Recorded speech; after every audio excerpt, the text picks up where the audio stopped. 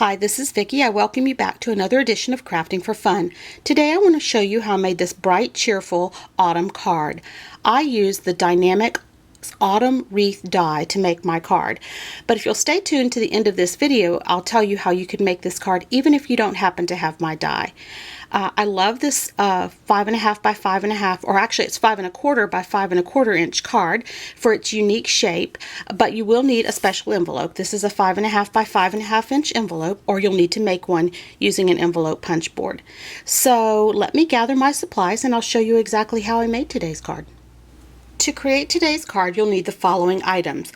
You'll need a piece of cardstock for your base card. This piece measures 10 1/2 inches by 5 1/4 inches, and it has been scored at 5 1/4 in the middle. You'll need a piece of designer series paper or printed cardstock that measures 4 3/4 by 4 3/4 inches. You'll need a piece of green cardstock for your wreath base that also measures 4 3/4 by 4 3/4. And you'll need a piece of cardstock to line your card with, and you'll want to match the background color in your pattern paper, or choose a one that coordinates best. And today I'm using Very Vanilla, and it is 4 3/4 by 4 3/4. And then you'll need a piece of vanilla colored cardstock for a layer that measures 4 1/4 by 4 1/4. In addition, I have a piece of red cardstock. This is actually cherry cobbler that I'm going to be using to create a bow to embellish my wreath with. And I have just scraps of various fall colors that I use to create some additional leaves. I have pumpkin pie, a color that's close to crumb cake, crushed curry, cherry cobbler, and pear pizzazz. Those are the colors that I chose, but you're free to choose any colors that look like fall leaves to you.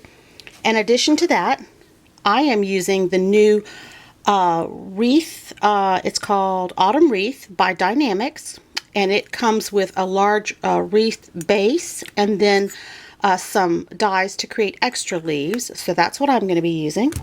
And I'm also going to be using my Stampin' Up! Bow Builder punch to create the embellishment for the front. Of course, you'll need a sentiment stamp for your card, and you'll need some ink. In addition to that, I'm going to be using scissors, a bone folder, mono adhesive tape, and Tombow multi-mono liquid glue. And I have a button to embellish with. So let me get set up and I'll show you how to make this card. Okay, I have my Sizzix Big Shot machine here, and I am using my magnetic platform, but if you don't happen to have that, your multi-purpose platform would work just fine. I'm going to lay down one clear cutting pad, and I'm going to lay down my sheet of Always Artichoke cardstock. Now this piece is 4 3/4 by 4 3/4, and I'm going to lay my wreath die down with the blade facing down into my paper. I'm going to put another clear cutting plate on top, and I'm going to roll it through.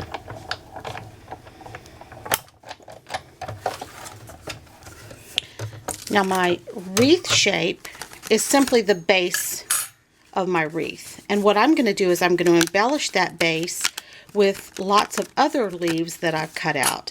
So I used all of those various scraps and that die that came with the set to cut out lots and lots of other leaves in those colors that I showed you. And then I sponged my leaves using the same colors of ink as my cardstock, but that is strictly optional. You don't have to sponge them. If you're not a sponger, you don't like that, you certainly don't have to do that. So I'm going to move this all out of the way. And I'm going to bring back my card pieces. So this is that extra die that I'm talking about, and I cut it out in all of these colors. So I have a whole bunch of leaves here, and let me grab those. There's my whole bunch of leaves. So what I'm going to do, let me zoom in a little bit so you can see better, is I'm going to fold my card base in half, and I'm going to take a bone folder and burnish that crease so I have a nice tight crease there. And then I'm going to take my piece of designer paper, and I'm going to adhere that, move everything in frame better for you. I'm going to adhere that piece of designer paper to the front of my card.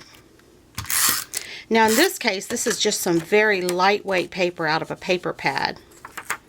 And I'm just going to center it up on the front of my card. There we go. And now I'm going to bring back that piece that I told you needed for a layer, 4 1/4 by 4 1/4, and I'm going to actually glue this wreath to the 4 1/4 layer. Now you'll notice that it extends off just ever so slightly on the edges. I'm not even going to worry about that. I'm going to use mono tape to adhere my wreath base down. But you could use liquid glue or glue dots or whatever your favorite adhesive is. There we go. So I'm ready to stick that down. I'm just going to stick it right there. And a lot of this is going to be covered up. I do see a little tape there. Okay, so it's stuck on my card. And now I'm going to turn that whole layer over and put adhesive on the back. And then I'm going to center that on my base card.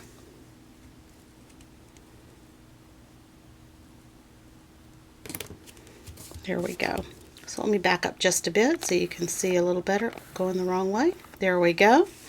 Okay, so now I have my wreath image on the front of my card, and the base is stuck down. And the next thing I want to do is stamp my sentiment. So I'm going to grab a sentiment stamp, and in my case I'm just using Early Espresso ink. It complements my card, my base card good. And any sentiment that basically fits in the center of your wreath would work just fine. I like this one that says, "May God's love brighten your day." So I'm going to go ahead and stamp that. There we go. Got a good image. And now I'm ready to set that aside. So now I'm just ready to begin applying my leaves. Now, what I like to do is I like to use liquid glue to do this. It gives me a little wiggle room and a little extra time before things are permanent. So I'm going to apply just a little line of adhesive on the back. And then when I'm making my wreath, I want to always tuck my leaves, the stem end of my leaves, in underneath another leaf. I don't want to ever see the stem end of my leaves. So, and I just I do about 3 of the same color, and then I go back in and add another color. So I kind of space them around, and I just put them in. And I love this glue for a couple of reasons. It dries quickly and it dries clear. So again, you'll always want to lift up or kind of tuck the stem end under. And then I'm just going to go through all of my different colors, and I'm going to add orange ones and red ones and yellow ones. And I'm just going to go ahead and build my wreath all the way around. Now this is kind of like flower arranging. You can do whatever artistically appeals to you. So I kind of vary. Some will lean in, some will lean out, some will line up straight. It's just strictly a matter of personal preference. So I'm going to go ahead and stick in all my leaves, and then I'll be back here and show you how to finish up this project in just a moment. So I'll be right back. Okay, I'm back, and I have just finished putting all of my leaves down. Now I did want to mention to you that when I was sponging my leaves, at first I was very careful to only sponge the yellow leaves with the crushed curry ink and the green leaves with the Pear Pizzazz ink. But one time I accidentally picked up my pumpkin pie ink and I sponged it on one of my yellow leaves, and I got to thinking, during the fall the leaves are all different colors. So if you like to mix it up a bit and sponge your green leaves with a little bit of the brown color, and your yellow leaves with a little bit of the orange color, and your red leaves with another color, that works just fine. Just do whatever looks good to you. So I've got all my leaves arranged, and now I want to create an embellishment to go on the front of my wreath. So I took a little scrap of cherry cobbler cardstock, and I'm going to cut out the pieces for this bow builder punch, and I'm going to cut them out twice. Once. And let me see if I can get all the pieces in here again. I actually don't need the little square or rectangular piece that's used for the center. I actually just need the tail and the center portion. So I think I'm able to get that. Oops, there we go. Okay, so I'm going to get rid of those little rectangular pieces and move my card aside, and I have two sets of tail pieces, or two tail pieces and two of the loop pieces.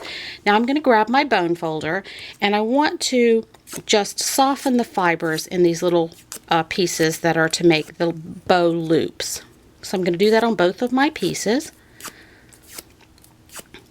And I like to use glue dots, but you certainly could use tape, or you could use liquid glue for this, but I put a glue dot on the little tab at the end of each of the bow loops. So I put a glue dot on the underside of the little tab on the bow loop, and then I bring those bow loops together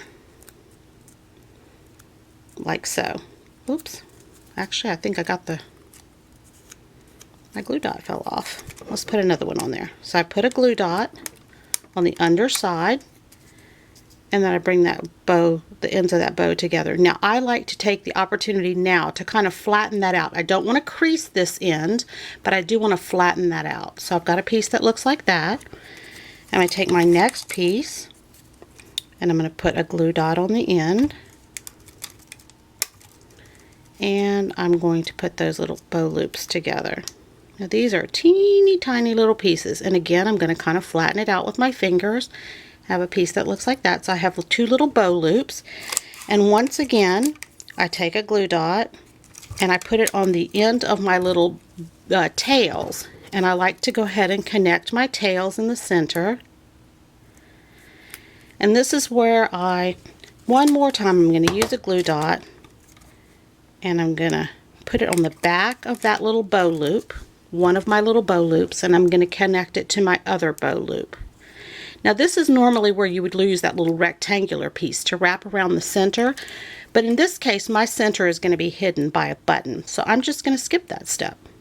And I'm going to take my tails here, and I'm going to run a little bead of liquid glue right down the center. Let me grab that for you. So there's my tails, and then I'm going to take my bow loops and I'm going to set it right on top, line everything up and squeeze in the middle, and you have a little wiggle room since we're working with liquid glue. Now I like to take my bone folder and put it inside of my bow loops, put it down on a flat surface, and give it a little burnish. And again, do it with the other one. And that just makes sure that my bow loops have very good contact with the back of my bow. So that's what it looks like now. So I'm going to take that, and I'm going to turn the whole thing over, put a bead of glue along the back of my bow, not too much. I'm going to bring my card back, and I'm going to add my bow right in the center. And again, I'm going to take my bone folder and burnish to make sure that my bow has really good contact with the card.